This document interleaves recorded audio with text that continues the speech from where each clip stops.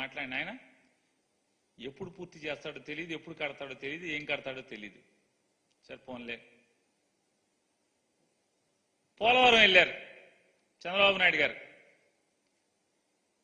పోలవరం నాశనం చేసిందేమో ఆయన. అంటే ఉద్దేశపూర్వకంగా నాశనం చేసి ఉండకపోవచ్చు. ఆత్రం 2016లో మొదలుపెట్టి మొత్తం సినిమాల్లో చూపించినట్టుగా మంత్రదండం ఇట్లా అనగానే మొత్తం డ్యామ్ నిర్మాణం చేసేట్టుగా పోలవరం డ్యామ్ని వాస్తవంగా డ్యామ్ వేసుకున్నదేమో డ్యామ్ ట్రాన్స్ఫర్ ఏమో టెండర్ వేస్తే వాళ్ళ దగ్గర నుంచి ఒక కొత్త జీవో తీసుకొచ్చి దాన్ని ఆయనకి నచ్చిన వాళ్ళకి వర్కులన్నీ కూడా పంపకం చేశాడు. సరే నచ్చిన వాళ్ళకి చేసుకున్నా ఇబ్బంది ఏముంది. కానీ గ్రామాలు ఖాళీ చేయించకుండా, గ్రామాలకి నష్టపరిహారం ఇవ్వకుండా, గ్రామస్తులు ఏ గ్రామాలైతే ఖాళీ చేస్తున్నారో ఆ ఖాళీ చేసే గ్రామాలకి ప్రత్యామ్నాయంగా ఇళ్లు నిర్మాణం చేయకుండా, ఊళ్ళు ఖాళీ చేయకుండా కాఫర్ డ్యామ్ ఎలా నిర్మాణం చేస్తారు? కాఫర్ డ్యామ్ నిర్మాణం చేస్తే ఏమవుతుంది? ఊళ్ళు మునిగిపోతాయి కదా. పోనీ డైవర్షన్ ఛానల్ ఇచ్చారా? స్పిల్వే అవ్వలేదు, డైవర్షన్ ఛానల్ ఇవ్వలేదు.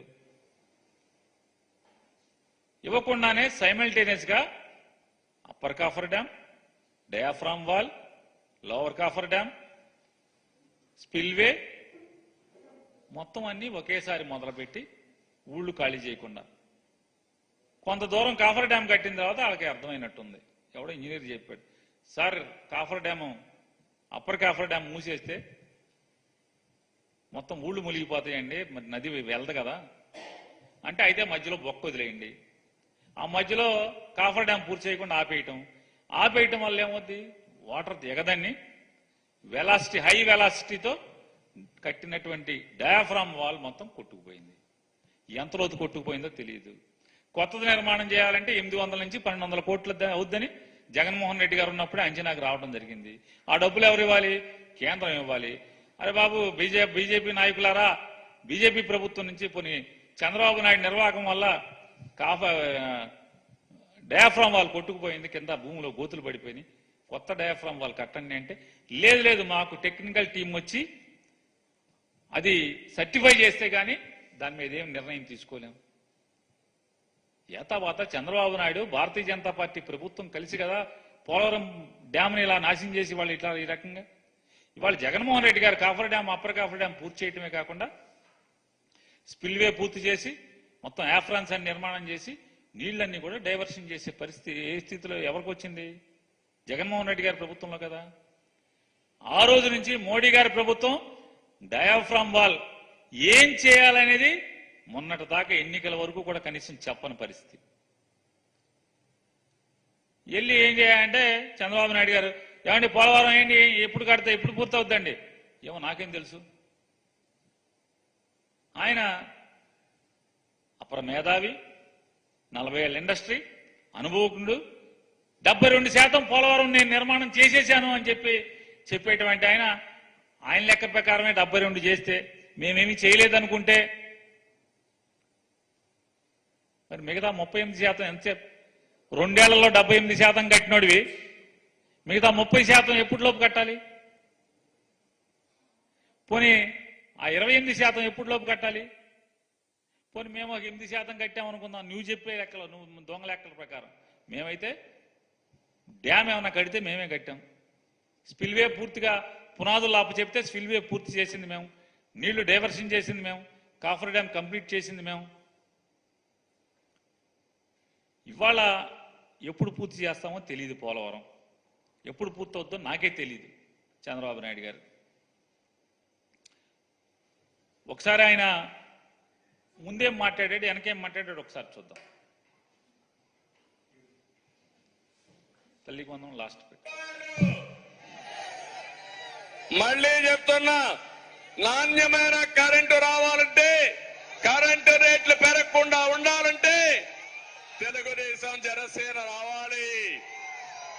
టారిఫ్స్ పెంచకుండా నాణ్యమైన విద్యుత్ అందజేస్తా ఉన్నారు. అట్లాగే లాసెస్ ఇప్పుడు చెప్పాను, నువ్వు చెప్తున్నావు నాకు, నేను ఉండే వాస్తవ పరిస్థితి కాదు సార్. అతనేవాడు ముందేం చెప్పాడు? జగన్మోహన్ రెడ్డి గారు ఉన్నప్పుడు ట్రూఅప్ ఛార్జెస్ వేస్తున్నారు. జనసేన తెలుగుదేశం పార్టీ ప్రభుత్వం ఎందుకు రావాలి? కరెంటు ఛార్జీలు పెంచకుండా ఉంటాకి రావాలని చెప్పి మాట్లాడారు ఎన్నికల ముందు. ఇప్పుడేమంటున్నావు? నేను చెప్పానా అంటున్నాడు విలేకరుని.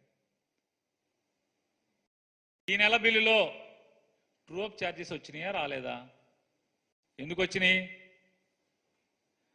చంద్రబాబు నాయుడు గారు మీరు పెద్ద పనోడు కదా, మీరు పవన్ కళ్యాణ్ గారు ఇద్దరు కలిసి పెంచి పనోళ్ళు కదా, కరెంటు ఛార్జీలు పెంచమన్నారు కదా. మరి జగన్మోహన్ రెడ్డి గారి ప్రభుత్వం ఉన్నప్పుడు ఏ రకంగా కరెంటు బిల్లులు వచ్చినాయో ఇవాళ కూడా కరెంటు బిల్లులు అదే కరెంటు బిల్లులు ఎందుకు వస్తున్నాయి?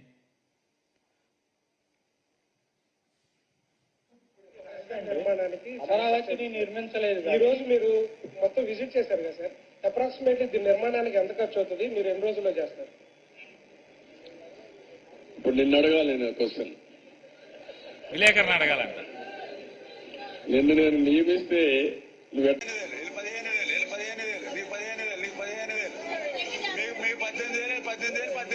మళ్ళీ చెప్తున్నాను, రాసి పెట్టుకోండి. మళ్ళీ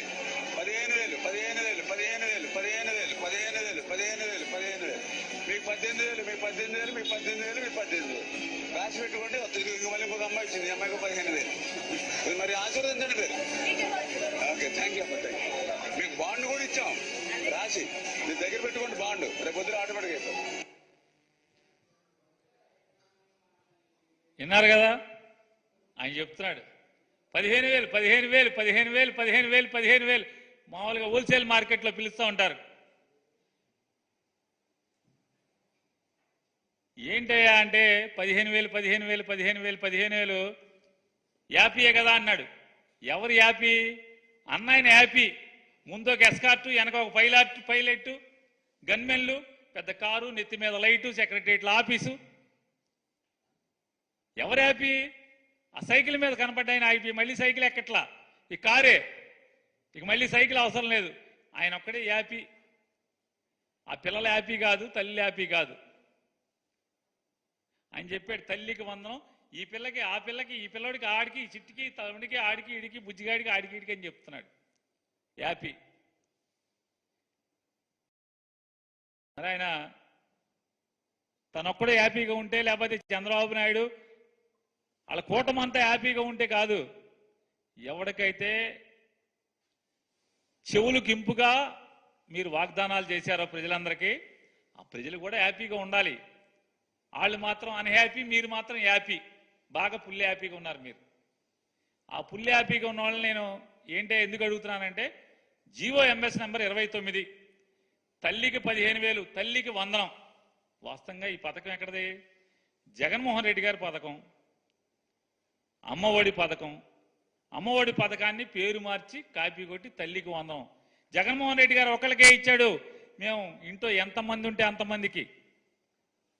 ఒకరైతే 15,000, ఇద్దరైతే 30,000, ముగ్గురైతే 40,000, నలుగురైతే 60,000.